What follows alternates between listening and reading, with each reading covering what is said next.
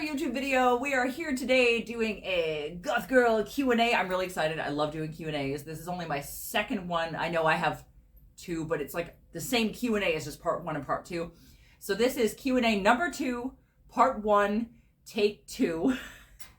Because we already filmed this one, so the fucking computer ate it. So welcome to part of the reason I hate technology. But anyway, now I get to refilm this, which is ever so exciting. And there will be a part 2 coming to this in like a week or two, so like stay tuned for that. I do love these Q&As. Jessica wrote out these questions. These are from you guys on YouTube, and also some people on Instagram answered this. So I'm really excited to talk about all this shit. Some of these questions are big, so if you want to hear more about any one of these given things, let me know and I can do a separate like story time video about some of them, and I will tell you those kind of as we go. All right, question number 1. Are there places other than fashion that you find inspiration from, such as music or movies, etc.? Yeah, actually, believe it or not, I don't find a lot of inspiration in fashion because I don't follow any specific designers. I don't follow like collections. I actually find inspiration for the things I make mostly in music and movies, and like it literally could be anything. It could be like the shape of a building, or like the shape of my favorite tree in the cemetery, which they cut down and I'm ever so sad about. But you know, like Bram Stoker's Dracula, huge inspiration to me. Like a lot of old films, like silent films that are like horror films, with the atmosphere and the costuming and all that stuff. The way music makes me feel. Like I take inspiration from a lot of places other than fashion. And I didn't really realize that that was unusual until I went to film So Fierce, the competition sewing show that I was on. And all of the other designers were able to talk to each other about, oh, did you see like such and such collection of like spring 2013 or whatever from such and such designer? And it felt like they were speaking Greek. Like I honestly didn't even understand half of what they were saying. And that was when I kind of realized that I'm very much the odd man out in that way, that a lot of my inspiration just comes from like my brain or my thoughts, or like things that I randomly see in public, and not other fashion designers, which is kind of cool. And maybe that's why my stuff doesn't look like other fashion designers, because you literally can't copy what you don't know. You know what I mean? So yes, large inspiration from movies, from music, from antiques, from building architecture, from nature, from cemeteries, from all kinds of places that aren't fashion. That was a really cool question. I really liked that. Question number 2, which tattoo hurt the most? Well, that's kind of I have 2 answers that immediately popped into my head to that question. So answer number 1 was I have a broken glass tattoo on my rib cage. You've probably never seen it because I don't wear a lot of crop tops. But we have a picture which features it, which I can put on the screen, or Jessica can put on the screen. Now, hopefully you can see it. It hurt just because it's on the ribs and the skin there is very, very thin. So there is a story behind that tattoo. If you want to hear it, let me know. I'll make like a whole story time video about it. But that hurt a lot because it was on my rib cage. And also my Vincent Price tattoo, which is on my leg, which I'm sure all of you have seen because it shows in a lot of my clothing. We can still put a picture of it up if you haven't seen it, just in case you're new. It hurt probably because it is the longest tattoo that I have ever sat for. I believe I sat 6.5 hours for that, which is the longest I've ever sat in one sitting. And definitely by the end of it, my leg had started to like sort of do like involuntary twitches, which I didn't love for my tattoo artist. But I toughed it out and I love it. Shout out to my tattoo artist, Steve Baker. He is absolutely fucking incredible. Does amazing work, as you can see. He also did the stars on my arm. He's done a lot of my tattoos. So we're going to link him in the description or whatever below, so you can follow him if you want to, because his work is amazing. But yeah, I would love to get more work by him if I could, because like it's been a minute since I've gotten a new tattoo. Question number 3, do you have any tattoo plans? This is a great segue. Do you have any tattoo plans? Do you have a dream tattoo? The answer is kind of. I don't have any like definite tattoo plans because tattoos are expensive and I don't really have like expendable income at the moment. But My next like plan for getting a tattoo whenever I have money for it, I would love to get a portrait of Christopher Lee, similar to my Vincent Price, which you just saw, perhaps on my other leg, but I don't like symmetrical stuff, so I might get it somewhere else. I'm not sure about the body placement yet, but I would love to get a portrait of Christopher Lee similar to my Vincent Price, where like half of his face is kind of like shaded. An older Christopher Lee, maybe like a 90s, 2000s even Christopher Lee, because in my head he is always an older gentleman, even though I do watch him in a lot of his stuff from like the 40s and 50s and that kind of thing, but like my permanent image of Christopher Lee is always him as an older gentleman, so I would love to get that as my next tattoo whenever I'm able. I don't actually have like a dream tattoo, because my dreams tend to be more like hopes, like things that I could achieve, rather than things that are like completely out of this world, unrealistic. And ever having the money to do like a very large scale tattoo, like a whole leg sleeve or something, is like not really probably possible for me, so I don't dream that big usually, so I don't get disappointed. But I have seen some back pieces that are whole back pieces on girls that are like beautiful, like Gothic chandeliers with like filigree and like animal skulls, and like it's absolutely gorgeous. And if I was ever like rich enough to afford such a thing, I would totally get like a gigantic back piece and then make myself a completely backless dress, because that's what you would have to do to show that off. And I would absolutely want to show that off if I was ever able to get such a thing. All right, question 4. If you were a character in an 80s goth horror movie, what would your tragic backstory be? That's an interesting question. I don't know. I don't watch a lot of 80s horror, honestly. My horror tastes tend to be earlier than that. Like I like silent horror probably up through like the 50s, maybe the 60s. It kind of stops there, and then it jumps more into like 90s stuff, like Interview with the Vampire, etc. But if I was in like a terrible like 80s like slasher flick kind of thing, I'd probably be like the tortured artist. I'm assuming that would be my character role, because I'm not like the tough guy. I'm not like the scared girl. I'm not, the like goofy friend or whatever. I think I would be the tortured artist who like can't get anyone to appreciate their work and is like ever so sad, so perhaps like ventures off into the woods by themselves and then probably gets killed. I don't think I'm making it out of that horror movie alive, if I'm being honest. All right, question 5. What is your next big adventure or project? Well, I actually have a few adventures and projects coming up. Those are completely different questions. So probably my next big adventure would be the fact that I am going to Dark Force 2025 in New Jersey, which I'm really excited about. We have gone the last couple of years. I do have vlogs on them if you want to go watch. I think it's called Dark Force Fest Vlog 2024 and 2023, if I recall, I think. Yeah, so you can go watch those. It's a hell of a lot of fun. I get to like hang out with tons of other weirdos. There's tons of cool bands. There's cool vendors. So I'm really looking forward to going to that again this year so that I can vlog it and also just like meet a lot of really cool people. I am a social creature by nature, and it's really, really fun to meet new people and like look at other people's outfits and talk to them about sewing and all sorts of stuff. So that's my next adventure, which is coming up at the beginning of May, the first weekend of May. So probably the middle of May, you'll be able to see the vlog. If you're going to Dark Force Fest, let me know in the comments. If I'll see you there, please let me know. Very excited. My next big project, I do have some very epic sewing projects coming up in the future. One will be out maybe like next week or in like a week or two, a sewing project that I completed recently. But I have some more projects coming up that are for people attending Dark Force Fest and like some other stuff that are very exciting. I have some very big sewing projects in the works, which I'm excited to share with you all. But obviously, I can't share these things until they've been seen by the public or been on stage or whatever. I can't share them before the person wants me to, but they are coming, so stay tuned. All right. Would you ever like to visit the European Goth Festival / club scene like Morrow or WGT? The answer is a resounding, oh my God, yes. I would love to. Those two things are actually on my bucket list. If I am ever rich enough to be able to go, I would love that beyond anything I can even describe. Several years ago, Brody and I went to Whitby Goth Weekend in England, and I had a blast. It was incredible. We went on the underground train thing. We went to Paris for like exactly one day, which was not nearly long enough.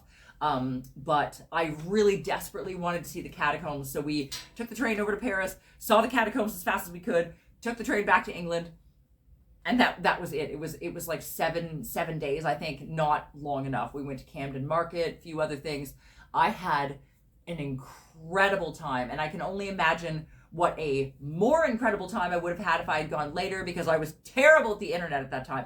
I'm still terrible at the internet, but I was more terrible at the internet at that time. So if I had the skills that I do now and also had Miss Jessica to help me research stuff, I'm sure that it would have been an even better experience. So hopefully someday when I'm rich and famous, I'll be able to go back, and I would love to go to both Morrow Luna and WGT. But you know, I live in Canada, so plane tickets, accommodations, all that stuff, it all eats money, and I just don't have the disposable income in the foreseeable future. But you know, if a girl can dream, maybe someday, yes, I would love to go. All right, what is your guilty pleasure is the next question. I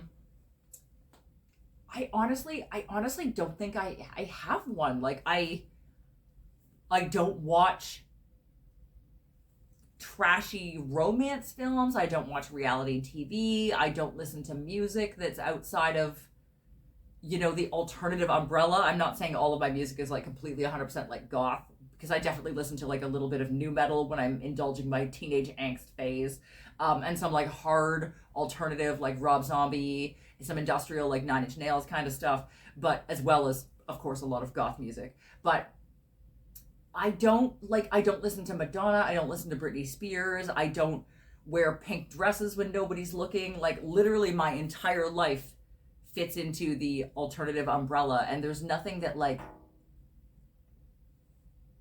I mean, I love cute baby animals, I guess, but like that's not a guilty pleasure. Like everyone loves cute baby animals, I assume. Like if you had the chance to pet like a really cute puppy or a baby goat right now, you would, and I know it, and I would too. So I honestly don't think I have one. If I think of one before this video comes out, we'll put it here. If you don't see any subtitles right here, then I honestly can't think of one. Okay, how did you decide to become a seamstress? Well, if I'm being honest, it wasn't really a decision. Like it wasn't actually a decision. I taught myself to sew when I was very young because I am a long, tall bitch. If any of you have met me in real life, you know I am a long, tall bitch. And I cannot buy women's clothes commercially. Like they don't fit me. I look like I'm trying to wear like weird toddler clothes, and everything is like misproportioned, doesn't work. So I taught myself to sew, number one, for my own proportions, and number two, because like I just wanted to wear like weird shit, like these fashion ideas that were in my head that just don't exist in real life. So I'd teach myself to make them, and then other people of weird proportions, so drag queens, you know, people that don't fit into standard size clothing, they started being like, hey, can you make stuff for me too? And I'm like, hell yeah, I can. And I used to own a costume shop, which sadly, very sadly, had to go out of business during COVID. So I did repairs on the costumes and stuff. And then after the store closed, I was like, what do I do? And I mainly would sew. I used to mainly sew for like drag queens, burlesque girls, stage performers. And then COVID, had to close my store. So what do? You either go work at like McDonald's, which is a possibility, and I'm not knocking that. If any of you work at McDonald's, fucking good for you. I love that. But I was like, I have sewing skills, so I can fall back on that. But the burlesque girls were doing burlesque, the drag queens were doing drag. So I was like, I don't know, I guess I can hem pants for soccer moms or something. So I just started doing regular sewing, like pants hemming, jacket zippers, wedding alterations, that kind of stuff. And now that, you know, the world is somewhat back to normal, I get to do both. I get to do cool stage costumes, and I get to do a little bit of regular alterations, and I get to do like wedding stuff. So it wasn't really a decision. It just kind of fell into my lap, honestly. All right, next question. Do you sew clothes for plus size people? Again, what a great segue. Yes, I do 100%. I sew clothing for literally all body types. If you are very short, if you're very tall, if you're very small, if you're very big, if you're a man, if you're a woman, if you're genderqueer, if you're anything in between, whatever clothing you want for your body that makes you fucking happy, I believe you should be able to wear. And I know that like plus size or oddly sized people get really screwed in clothing options. Like I myself get really screwed in clothing options because I don't fit into standard sizes. I don't like, if I was to buy clothing off the rack, a men's extra small fits me the best, but my hips are too wide, right? So I can't even wear men's pants unless they're like really fat trip pants kind of thing. So I learned a long time ago that if you are not a standard size, your clothing options fucking suck. And my partner, Brody, is obviously plus size, and he likes to wear clothing that is not standard issue for men a lot of the time. So I make him 90% of his clothes. I make 90% of my clothes, and I think that all body types should have cool clothes. So yes, I sew for literally everyone, including plus size people. Question 10. What is the hardest project that you have done? Okay, 2 answers to that. Number 1 is the video that came out last week, the yellow burlesque ballerina tutu thing. That was my actual personal hell. That project took way longer than it should have. It was way more difficult than it should have been, but it's because it wasn't making a standard burlesque costume and it wasn't making a standard ballet costume. Like if I could have made that tutu in the way that normal tutus are made, it wouldn't have been so bad. But it had to be done with magnets so she could get it off easily on stage. It had to be done in a collapsible fashion so she can get it in her suitcase to like pack it to take it to festivals and stuff. And like the corset with the trick zipper, the hands-free release bra and the whole thing, like that thing, hated every second of making it. It was beautiful on stage. I loved it at the end, but like the actual process was awful. So that is definitely one of the hardest things I've ever done. The second thing would be my birthday dress from this year. Please go watch it if you haven't already. I think it's called like Birthday Dress 2024 or something. It was this past September. We put it out, the red velvet with the posture collar, the whole thing. It's the hardest thing I've ever done because it was probably actually harder. It was actually a lot harder than the yellow tutu, but I could spread it out over a longer period of time. So the physical process of making it didn't seem as hard, even though the sewing was actually much more difficult. But it is the most hours that I have ever put into anything ever. Like hundreds of hours, I am not exaggerating. Hundreds of hours went into making that thing, and I'm thrilled with the way it turned out. So if you haven't seen that, please, for the love of God, go watch it. It's awesome, but it is the longest build I have ever done for sure, and it's something else. All right, question 11. How do people contact you for your sewing? So, there's a variety of ways. I have definitely made things for people here on YouTube that have commented on like in the comments said, hey, I want you to make me something. How do I do that? You can DM me on Instagram. You can message me on Facebook. You can send me an email. My email's on there. I do have a sewing page as well. So my Madame Absinthe, that's my like fashion page and my thing for me. I also have a sewing social media thing that's Sewing by Missy, so Sewing by MISS letter E, on Instagram and both Facebook as well. That's where I keep my like more normal sewing stuff. So when I'm like hemming pants for soccer moms or whatever, they don't get freaked out because a lot of the time they see my face and they go, oh my God, that girl. But I also do normal sewing for people. So if you want to see my boring sewing, it's Sewing by Miss E. If you want me to make you something weird and wild and wonderful and gothic, send me an email, message me on Instagram, message me on Facebook. Be warned though, I usually book like a couple of months out.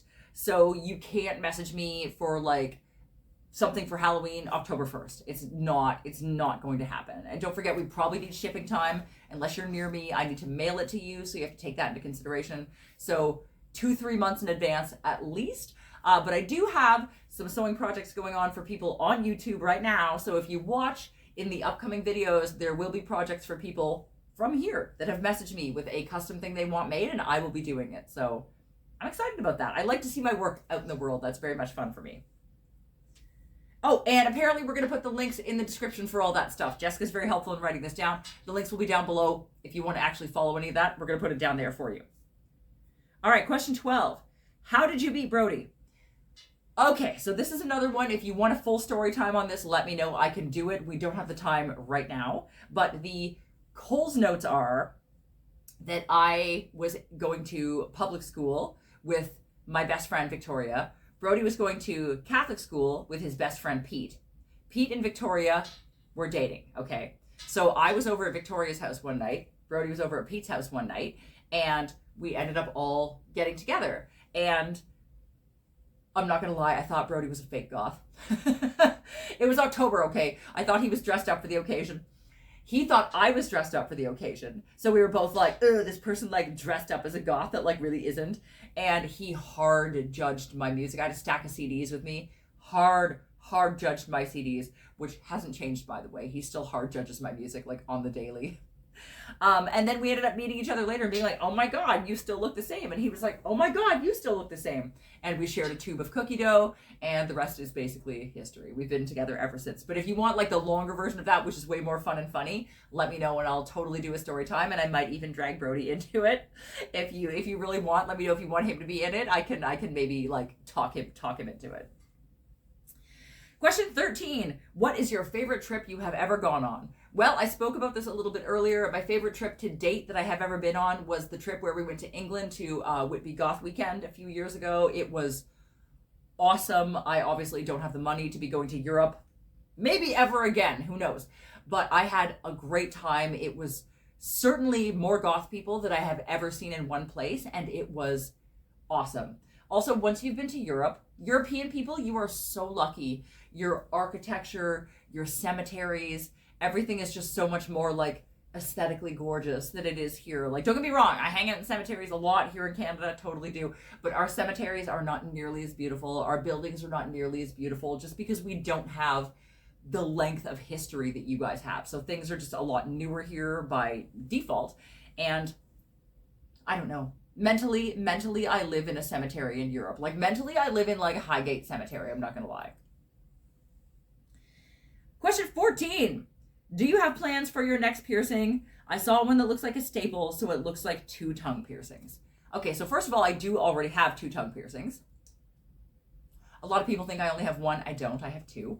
I am currently sitting at 56 piercings. I have some past vlogs on getting, I think I go from like 51 to 56 in the vlogs. I'm not sure. I don't actually have plans for a specific next piercing, just like whenever I get the urge, which actually that's a lie. Not whenever I get the urge, because you wouldn't be able to see my face if it was whenever I got the urge. Like once a year. I've limited myself to like once a year. I go to my piercer, and I don't actually get to choose anymore, because sometimes I have plans like, oh, I want this done or I want that done, but my anatomy isn't right, or I don't have the space or whatever. So when I call my piercer, I just book surprise me slots. So they book off a period of time for me, and I go in, and then we kind of like decide when I get there, because it has to be something that works with what I already have, something that works with my anatomy, and something that the piercer is like comfortable doing, obviously, because I have a lot.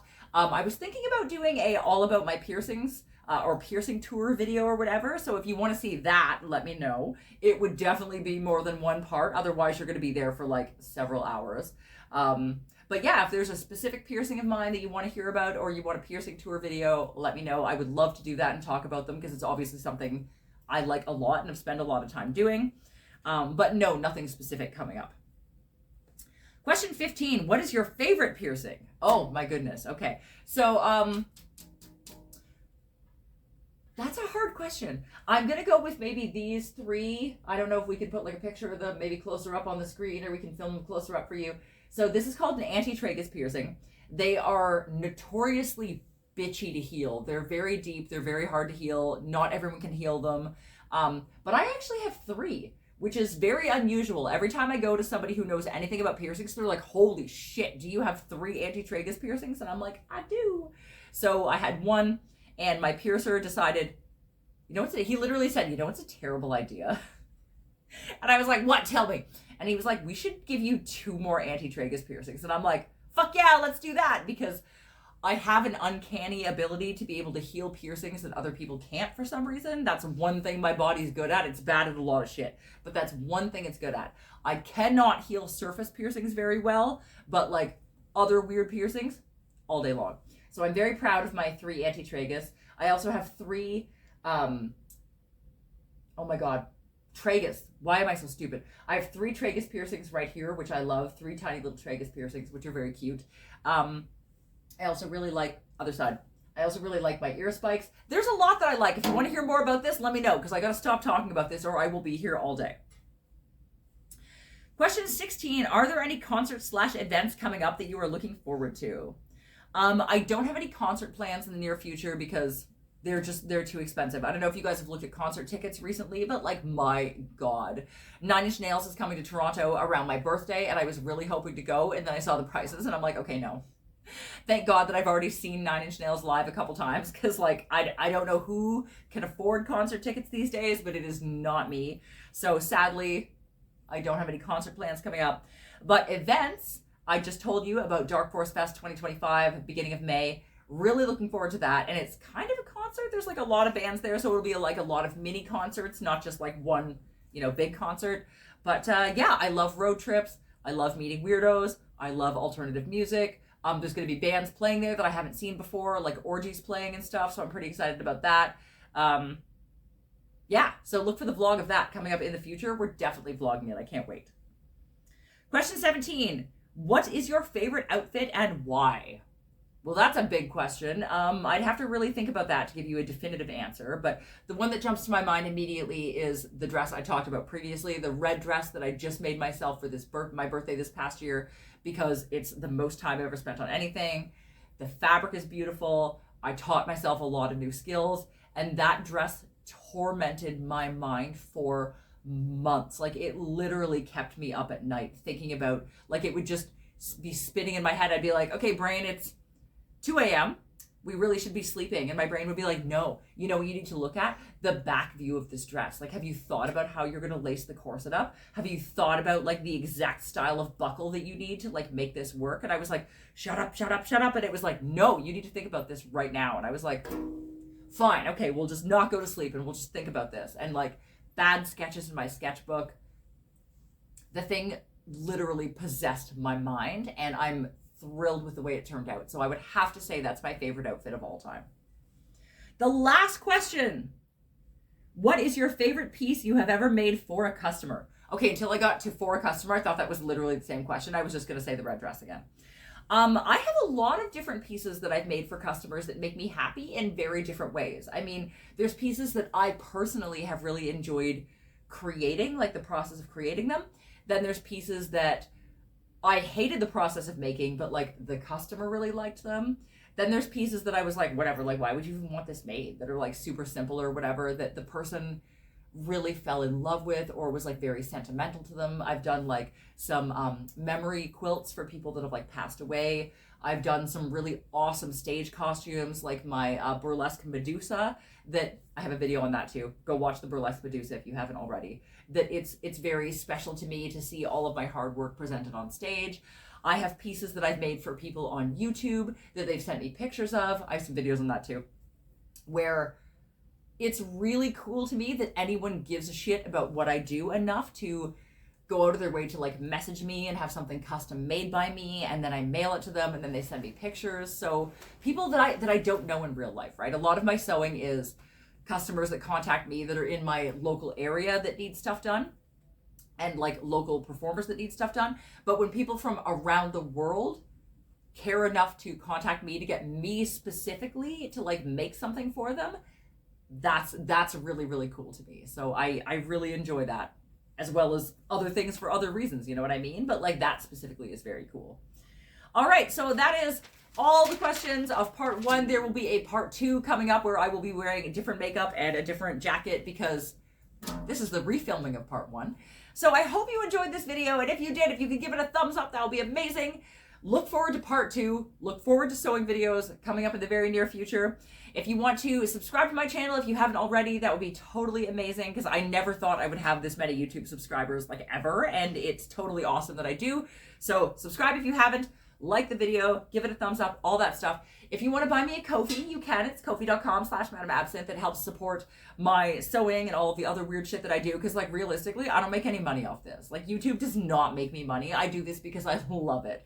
So if you guys want to send me tips, That is totally, totally appreciated because I am a broke bitch and I work really hard and I find time to do this out of my busy schedule. I also have a Patreon, so if you want to like get something for your money and you want to sign up for my Patreon, I post sneak peeks of sewing projects coming up. You can watch the real performance videos of the performances that I do. I don't generally perform. The outfits that go on stage, because when we put them in the videos that I do for here, we have to put different music because copyright, right? So if you want to see them how they were meant to be seen, that's on Patreon. Also, you get some pictures of like Luna sewing sometimes and like other shit that I got going on. And sometimes when I injure myself, sometimes there's pictures of like my bloody hands because I've fucked up and smashed myself with a hammer or what have you, which may have happened recently. Anyway, and I think that's it. Like, subscribe, my brain is melting. Like, subscribe, follow me on social media, buy me a Ko-fi if you want to, sign up for Patreon, let me know if you want to see any of the storytime videos that I talked about because I know I've been talking for way too long already. Look out for part 2 of this video, and I will see you guys all around for whatever video comes out next week. Probably sewing. But you'll be surprised when I do.